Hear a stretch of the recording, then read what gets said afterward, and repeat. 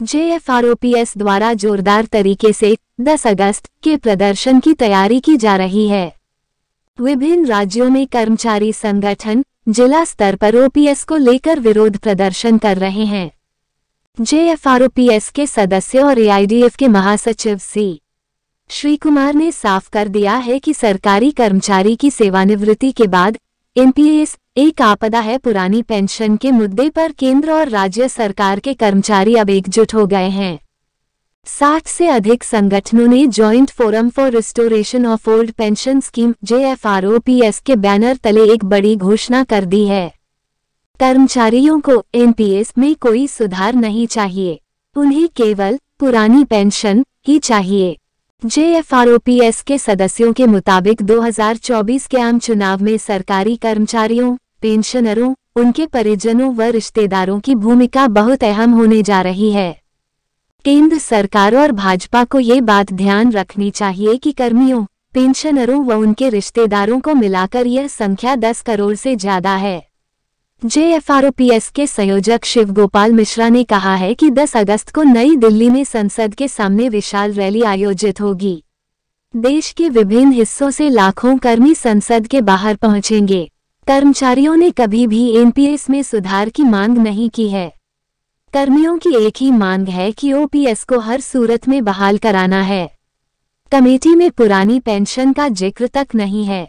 जेएफआरओपीएस द्वारा जोरदार तरीके से 10 अगस्त के प्रदर्शन की तैयारी की जा रही है। विभिन्न राज्यों में कर्मचारी संगठन जिला स्तर पर ओपीएस को लेकर विरोध प्रदर्शन कर रहे हैं।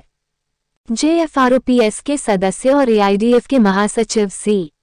श्रीकुमार ने साफ कर दिया है कि सरकारी कर्मचारी की सेवानिवृत्ति के बाद एनपीएस एक आपदा है। एनपीएस से रिटायर हुए कर्मचारी को महज 4-5 हजार रुपये पेंशन मिलेगी। वित्त मंत्रालय द्वारा गठित कमेटी में केंद्रीय कर्मियों का नुमाइंदा तक नहीं है।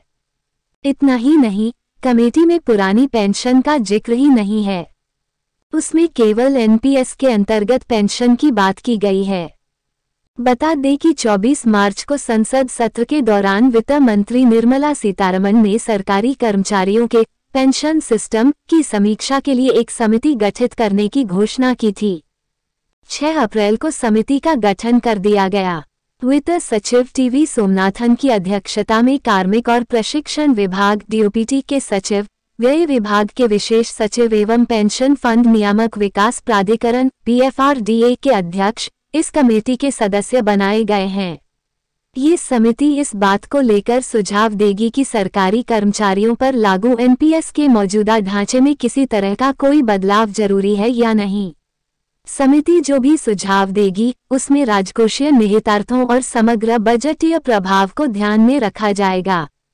ओपीएस पर दिया सुप्रीम कोर्ट के फैसले का हवाला। कर्मचारी नेताओं के मुताबिक भारत के सर्वोच्च न्यायालय की 5 सदस्यीय पीठ, जिसमें मुख्य न्यायाधीश B D. Chandrachud, justice B D. Tuljapurkar, justice O. Chinnappa Reddy एवं जस्टिस बहारुल इस्लाम शामिल थे, के द्वारा भारत के संविधान के अनुच्छेद 32 के अंतर्गत रिट पिटीशन संख्या 5939 से 5941, जिसको डीएस नाकरा एवं अन्य बनाम भारत गणराज्य के नाम से जाना जाता है, में दिनांक 17 दिसंबर 1981 को दिए गए प्रसिद्ध निर्णय का उल्लेख करना आवश्यक है। इसके पैरा 31 में कहा गया है, चर्चा से 3 बातें सामने आती हैं। 1. पेंशन न तो एक इनाम है और न ही अनुग्रह की बात है जो कि नियोक्ता की इच्छा पर निर्भर हो। यह 1972 के नियमों के अधीन एक निहित अधिकार है जो प्रकृति में वैधानिक है, क्योंकि उन्हें भारतीय संविधान के अनुच्छेद 148 के खंड 50 का प्रयोग करते हुए अधिनियमित किया गया है। पेंशन अनुग्रह राशि का भुगतान नहीं है, बल्कि यह पूर्व सेवा के लिए भुगतान है। यह उन लोगों के लिए सामाजिक आर्थिक न्याय प्रदान करने वाला एक सामाजिक कल्याणकारी उपाय है, जिन्होंने अपने जीवन के सुनहरे दिनों में नियोक्ता के इस आश्वासन पर लगातार कड़ी मेहनत की है कि उनके बुढ़ापे में उन्हें ठोकरें खाने के लिए नहीं छोड़ दिया जाएगा। कमेटी के अध्यक्ष को सौंपे ज्ञापन की खास बातें। कर्मचारी संगठन के प्रतिनिधियों ने वित्त मंत्रालय की कमेटी के समक्ष अपनी मांगों के समर्थन में तमाम तर्क पेश किए थे। कमेटी को बता दिया गया कि एनपीएस को हर सूरत में समाप्त करना होगा। इसके स्थान पर परिभाषित एवं गारंटीशुदा पुरानी पेंशन योजना को बहाल करना पड़ेगा। 1 जनवरी 2004 को या उसके बाद भर्ती हुए कर्मचारियों पर लागू राष्ट्रीय पेंशन प्रणाली को वापस लेने ही एकमात्र विकल्प है। सरकार ऐसे सभी कर्मियों को जो जनवरी 2004 के बाद भर्ती हुए हैं, उन्हें सीसीएस पेंशन नियम 1972 के तहत पुरानी पेंशन योजना के दायरे में लाया जाए। एनपीएस में कोई भी सुधार कर्मचारियों के लिए किसी काम का नहीं होगा। केंद्र सरकार के कर्मचारियों ने यह मांग कभी नहीं की थी। एनपीएस में शामिल कर्मचारियों को जीपीएफ योजना का लाभ दिया जाए। केंद्र सरकार जीपीएफ खाते में रिटर्न के साथ संचित कर्मचारी योगदान जमा कराए। 2.5 दिन के सांसद को मिल रही full pension. Confederation of x paramilitary force martyrs welfare association के महासचिव रणबीर सिंह ने कहा, केंद्र एवं राज्य सरकारें पैरामिलिट्री फोर्स के परिवारों के साथ सौतेला व्यवहार कर रहे हैं। न तो जवानों को पुरानी पेंशन दी जा रही और न ही अर्धसैनिक कल्याण बोर्ड गठित किए गए हैं। यहां तक कि अर्धसेना झंडा दिवस कोष का गठन करने से भी सरकार ने मना कर दिया। एक्स मैन व शहीद का दर्जा, ये मांगे भी अधूरी पड़ी हैं।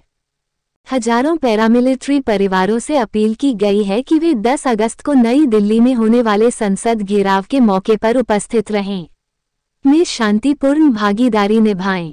पूर्व एडीजी एचआर सिंह ने रोष व्यक्त करते हुए कहा, 2.5 दिन के सांसद को फुल पेंशन और जो 40 साल देश सेवा करें, उन पैरामिलिट्री जवानों की पेंशन बंद कर दी गई।